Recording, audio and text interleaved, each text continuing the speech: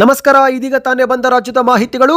ಪಂಚ ಗ್ಯಾರಂಟಿ ಯೋಜನೆ ಬಂದಲ್ಲೇ 6 ಮತ್ತು 7ನೇ ಗ್ಯಾರಂಟಿ ಬಗ್ಗೆ ಮಾತನಾಡಿದ ಮುಖ್ಯಮಂತ್ರಿ ಡಿ.ಕೆ. ಶಿವಕುಮಾರ್ ಅವರು, ನೀವು ಕೂಡ ಗೃಹಲಕ್ಷ್ಮಿ ಯೋಜನೆ ಫಲಾನುಭವಿಗಳಾಗಿದ್ದರೆ ವಿಡಿಯೋ ಸ್ವಲ್ಪ ಸ್ಕಿಪ್ ಮಾಡಬೇಡಿ.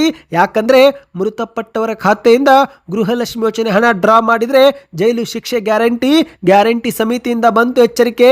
ಗ್ಯಾರಂಟಿ ಯೋಜನೆಗಳ ಪ್ರಾಧಿಕಾರದ ಅಧ್ಯಕ್ಷಕ ಶ್ರೀನಿವಾಸ್ ರೆಡ್ಡಿ ಅವರು ಕೂಡ ವಿಡಿಯೋ ಬಿಡುಗಡೆ ಮಾಡಿದ್ದಾರೆ. ಗೃಹಲಕ್ಷ್ಮಿ ಯೋಜನೆಯಲ್ಲಿ ಗೋಲ್ಮಾಲ್ ಆಗಿದೆಯಾ, ಆ ಬಗ್ಗೆಯೂ ಕೂಡ ಶಾಕಿಂಗ್ ಮಾಹಿತಿ. ಎಲ್ಲ ಸುದ್ದಿ ಬಂದಿವೆ ಸ್ನೇಹಿತರೆ. ಮತ್ತೊಂದೆಡೆಯಲ್ಲಿ ಕರ್ನಾಟಕ ಬಂದ್ಗೆ ಬ್ರೇಕ್ ಬೀಳೋ ಸಾಧ್ಯತೆ. ಆಗಸ್ಟ್ 13ರ ಬಂದು ಬಹುತೇಕ ರದ್ದು, ಯಾಕೆಂಬುದನ್ನು ಕೂಡ ನೋಡೋಣ. ಮತ್ತೊಂದೆಡೆಯಲ್ಲಿ ಕಾಂಗ್ರೆಸ್ನಲ್ಲಿ ನಿಲ್ಲುತ್ತಿಲ್ಲ ಸಂಪುಟ ಬಿಕ್ಕಟ್ಟು. 3 ಸಚಿವರನ್ನ ತೆಗೆದು ಅಸಮಾಧಾನಿತರಿಗೆ ಜಾಕ್ಪಾಟ್ ಕೊಡಲು ಕಾಂಗ್ರೆಸ್ ಹೈಕಮಾಂಡ್ ನಿರ್ಧಾರ. ಏನಿದು ಮಾಹಿತಿ? ಎಲ್ಲ ಸುದ್ದಿ ಡೀಟೇಲ್ ಆಗಿ ನೋಡೋಣ. ಅದಕ್ಕಿಂತ ಮೊದಲು ನೀವು ಸುದ್ದಿ ಸಮಯ ಯೂಟ್ಯೂಬ್ ಚಾನಲ್ಗೆ ಮೊದಲು ಬಾರಿ ಭೇಟಿ ಕೊಡ್ತಾ ಇದ್ರೆ ದಯವಿಟ್ಟು ಸಬ್ಸ್ಕ್ರೈಬ್ ಆಗಿ ಪಕ್ಕದಲ್ಲಿ ಕಾಣಿಸುವ ಗಂಟೆ ಕೂಡ ಒತ್ತಿದ್ರೆ ಕರ್ನಾಟಕದ ಮಾಹಿತಿಗಳು ನಿಮಗೆ ಸಿಗುತ್ತವೆ. ದಯವಿಟ್ಟು ವಿಡಿಯೋನ ಲೈಕ್ ಮಾಡ್ತಾ ವಿಡಿಯೋನ ಕೊನೆವರೆಗೂ ನೋಡಿ. ಬನ್ನಿ ಸ್ನೇಹಿತರೆ, ಎಲ್ಲ ಮಾಹಿತಿಗಳನ್ನ ಡೀಟೇಲ್ ಆಗಿ ನೋಡೋಣ.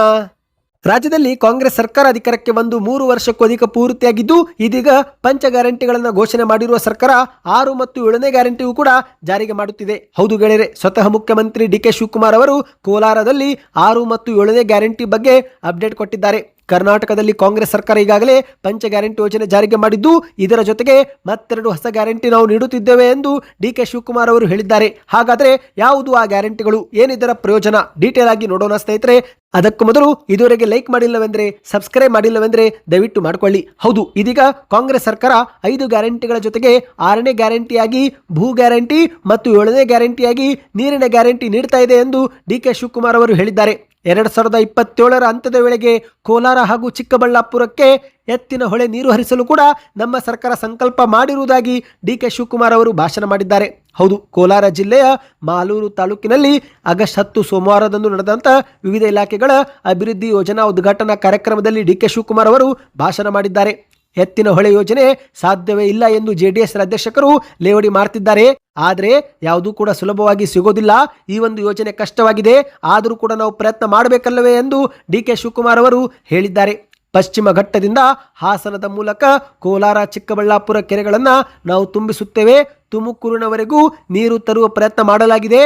ಈಗಾಗಲೇ ಕೆಸಿ ವ್ಯಾಲಿ ಯೋಜನೆ ಮೂಲಕ 104 ಕೆರೆಗಳಿಗೆ ನೀರು ತುಂಬಿಸಲಾಗಿದೆ ಎಂದು ಡಿ.ಕೆ. ಶಿವಕುಮಾರ್ ಅವರು ಮಾಹಿತಿ ಕೊಟ್ಟಿದ್ದಾರೆ. ಇದೇ ವೇಳೆ ಮತ್ತೆ ಮುಂದುವರೆದು ಮಾತನಾಡಿ, ಅಧಿಕಾರ ಶಕ್ತಿಯ ಸಂಕೇತವಲ್ಲ, ಅಧಿಕಾರ ಜವಾಬ್ದಾರಿಯ ಸಂಕೇತ. ನಾವು ಅಧಿಕಾರವನ್ನು ಸಿಂಹಾಸನವೆಂದು ಕೂಡ ತಿಳಿದಿಲ್ಲ, ಜನಸೇವೆಗೆ ಸಿಕ್ಕಿರುವ ಅವಕಾಶವೇ ಎಂದು ಭಾವಿಸಿದ್ದೇವೆ. ಮೂರ್ತಿಗೆ ಬೆಲೆ ಕಟ್ಟಬಹುದು, ಆದರೆ ದೇವರಿಗೆ ಬೆಲೆ ಕಟ್ಟಲು ಸಾಧ್ಯವಿಲ್ಲ. ಪ್ರಜಾಪ್ರಭುತ್ವ ವ್ಯವಸ್ಥೆಯಲ್ಲಿ ಜನರೇ ನಮಗೆ ದೇವರು. ನಮಗೆ ಆಶೀರ್ವಾದ ಮಾಡಿ ನಿಮ್ಮ ಸೇವೆಗೆ ಅವಕಾಶ ಮಾಡಿಕೊಟ್ಟಿದ್ದೀರಿ, ಹಾಗಾಗಿ ನಿಮಗೆ ಧನ್ಯವಾದಗಳು ಎಂದು ಡಿ.ಕೆ. ಶಿವಕುಮಾರ್ ಅವರು ಹೇಳಿದ್ದಾರೆ. ಇನ್ನು ಇದೇ ವೇಳೆ ಕೋಲಾರ ಭಾಗದ ರೈತರು ರಾಜ್ಯಕ್ಕೆ ಮಾದರಿ ಎಂದು ಡಿ.ಕೆ. ಶಿವಕುಮಾರ್ ಅವರು ಹಾಡಿ ಹೊಗಳಿದ್ದಾರೆ. ಕೋಲಾರ ಜಿಲ್ಲೆ ರೈತರನ್ನು ರಾಜ್ಯದ ಜನತೆ ಸ್ಮರಿಸಬೇಕು.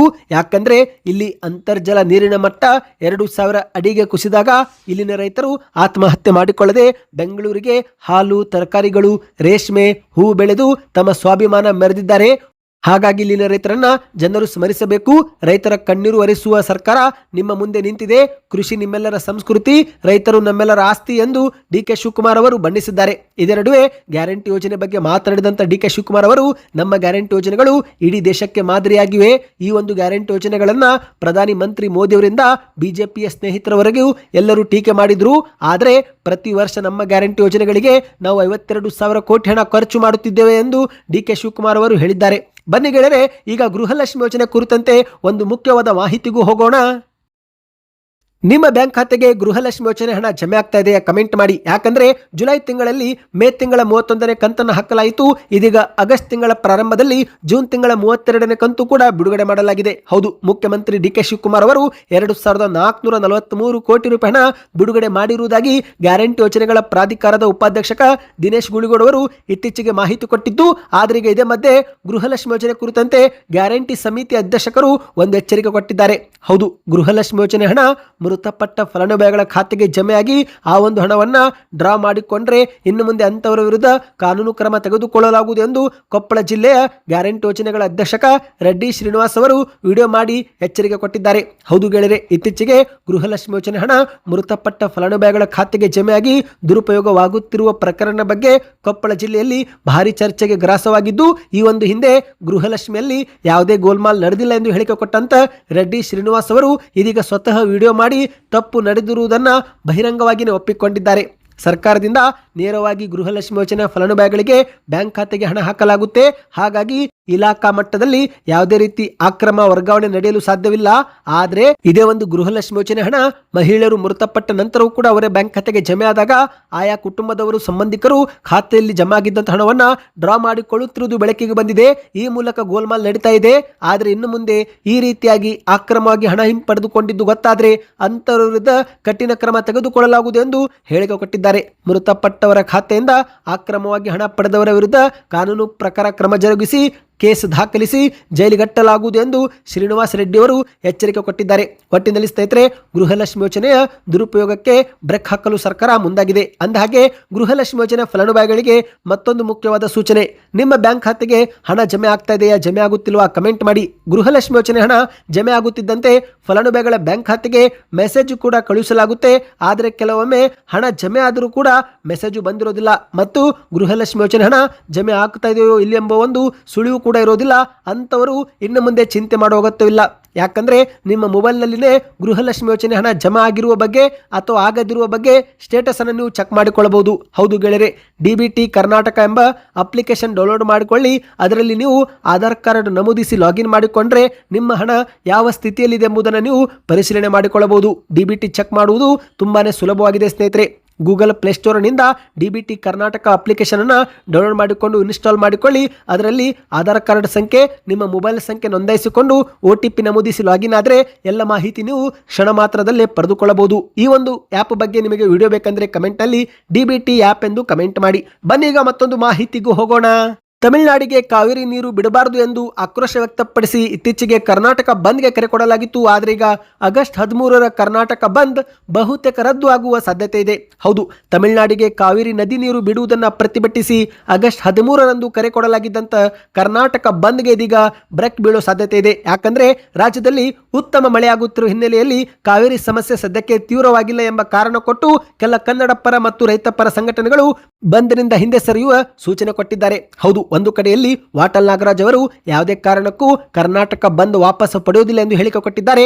ಆದರೆ ಇತ್ತ ವಾಟಾಳ್ ನಾಗರಾಜ್ ಅವರ ಬಣದೊಂದಿಗೆ ಗುರುತಿಸಿಕೊಂಡಿರುವ ಸಾರಾ ಗೋವಿಂದ್ ಅವರು ತಮ್ಮ ಈ ಒಂದು ಬಂದ್ಗೆ ಬೆಂಬಲ ಇರೋದಿಲ್ಲ ಎಂದು ಸ್ಪಷ್ಟಪಡಿಸಿದ್ದಾರೆ. ಮತ್ತೊಂದೆಡೆಯಲ್ಲಿ ಕರ್ನಾಟಕ ರಕ್ಷಣಾ ವೇದಿಕೆ ಅಧ್ಯಕ್ಷಕ ನಾರಾಯಣ ಗೌಡ್ ಅವರು ಕೂಡ ಬಂದ್ಗೆ ಬೆಂಬಲ ಇರೋದಿಲ್ಲ ಎಂದಿದ್ದಾರೆ. ಮತ್ತು ಸ್ನೇಹಿತರೆ, ಪ್ರವೀಣ್ ಶೆಟ್ಟಿ ಅವರ ಬಣ ಕೂಡ ಬಂದ್ನಿಂದ ಹಿಂದೆ ಸರಿಯುವ ಸಾಧ್ಯತೆ ಇದೆ ಎಂದು ಹೇಳಲಾಗ್ತಾ ಇದೆ. ಹಾಗಾಗಿ ಕರ್ನಾಟಕ ಬಂದ್ ಬಹುತೇಕ ರದ್ದಾಗುವ ಸಾಧ್ಯತೆ ಇದೆ. ಮತ್ತು ಸ್ನೇಹಿತರೆ, ಇಲ್ಲಿ ಮುಖ್ಯವಾಗಿ ಕರ್ನಾಟಕ ಬಂದ್ ಮಾಡುವುದರಿಂದ ಕರ್ನಾಟಕದ ಆರ್ಥಿಕ ಚಟುವಟಿಕೆಗಳಿಗೆ ಹೊಡೆತ ಬೀಳೋ ಜೊತೆಗೆ ದಿನಗೂಲಿ ಕಾರ್ಮಿಕರು, ರೈತರು, ಬೀದಿ ಬದಿ ವ್ಯಾಪಾರಿಗಳು, ಹೋಟೆಲ್ ಮಾಲೀಕರು ಕೂಡ ನಷ್ಟ ಮತ್ತು ಸಮಸ್ಯೆ ಅನುಭವಿಸುವ ಸಾಧ್ಯತೆ ಇದೆ. ಹಾಗಾಗಿ ಸಾರ್ವಜನಿಕ ವಲಯದಲ್ಲೂ ಕೂಡ ಬಂದ್ಗೆ ವಿರೋಧ ವ್ಯಕ್ತವಾಗುತ್ತಿದ್ದು, ಹಾಗಾಗಿ ಬಹುತೇಕ ಕರ್ನಾಟಕ ಬಂದ್ ಇರೋದಿಲ್ಲ ಎಂದೇ ಹೇಳಲಾಗ್ತಾ ಇದೆ. ಸದ್ಯ ಅಂತಿಮ ನಿರ್ಧಾರವನ್ನ ಸಂಘಟನೆಗಳು ಅಧಿಕೃತವಾಗಿ ಪ್ರಕಟಿಸಬೇಕಾಗಿದೆ. ನಿಮ್ಮ ಪ್ರಕಾರ ಬಂದ್ ಆಗಬೇಕು ಆಗಬಾರದು ಕಮೆಂಟ್ ಮಾಡಿ. ಬನ್ನಿ ಈಗ ಕೊನೆಯ ಮಾಹಿತಿಗೆ ಹೋಗೋಣ. ರಾಜ್ಯದಲ್ಲಿ ಸಚಿವ ಸಂಪುಟ ಬಿಕ್ಕಟ್ಟು ಇನ್ನೂ ಕೂಡ ನಿವಾರಣೆ ಆಗುತ್ತಿಲ್ಲ. ಹೌದು ಗೆಳೆಯರೆ, ಕರ್ನಾಟಕ ಸರ್ಕಾರದಲ್ಲಿ ಸಚಿವ ಸಂಪುಟ ವಿಸ್ತರಣೆ ಬೆನ್ನಲ್ಲೇ ಇತ್ತ ಕಾಂಗ್ರೆಸ್ ಆಡಳಿತಾರೂಢ ಅಂಗಳದಲ್ಲಿ ಅಸಮಾಧಾನದ ಬೆಂಕಿ ಹೊತ್ತಿ ಉರಿತಾ ಇದೆ. ಯಾಕಂದ್ರೆ ಕೆಲವರಿಗೆ ಸಚಿವ ಸ್ಥಾನ ಸಿಕ್ಕಿಲ್ಲ, ಹಾಗಾಗಿ ಅಸಮಾಧಾನಗೊಂಡು ರಾಜೀನಾಮೆ ಕೊಡುತ್ತಿದ್ದು, ಇದೇ ಒಂದು ನಡುವೆ DK ಶಿವಕುಮಾರ್ ಅವರು ರಾಜೀನಾಮೆ ಬ್ಲಾಕ್ ಮೇಲ್ಗೆಲ್ಲ ಹೆದರೋದಿಲ್ಲ, ರಾಜೀನಾಮೆ ಕೊಟ್ಟರೆ ಕ್ಷಣ ಮಾತ್ರದಲ್ಲೇ ಅಪ್ರೂವ್ ಮಾಡುವುದಾಗಿಯೂ ಕೂಡ ತಿರುಗೇಟು ಕೊಟ್ಟಿದ್ದಾರೆ.